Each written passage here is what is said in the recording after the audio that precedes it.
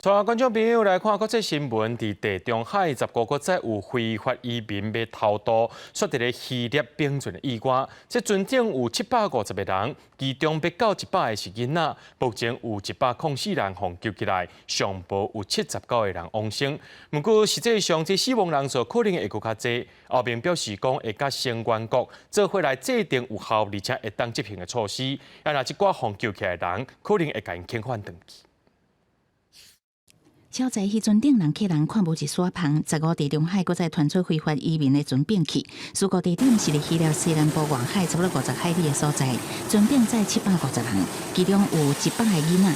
目前已经知影有几10个人死亡。虽然搜救队也搁伫搜救，当地医疗团队认为要活着的机会真小。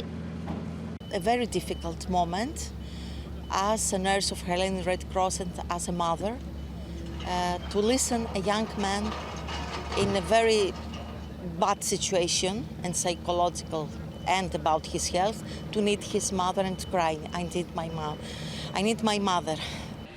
因的家属伫岸顶着急伫等待，警方是已经掠到9个牵涉到人口贩卖的嫌犯。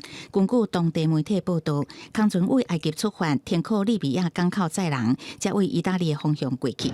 希腊海巡单位是讲，伫接到通报了后，捌挖进船只要互因帮助，船伫几点钟后就变去啊。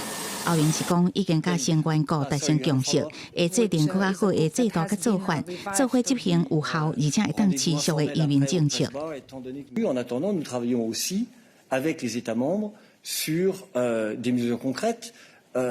Tu parles de Frontex. Frontex est une opération européenne qui a permis d'identifier le bateau, de transmettre les informations aux États membres. 互人救起来大部分是为叙利亚、埃及甲巴基斯坦来的人，因目前互人安置伫大型仓库，有一寡人面临血淹甲脱水的镜头。虽然无性命危险，啊，毋过有可能留下严重的心理创伤。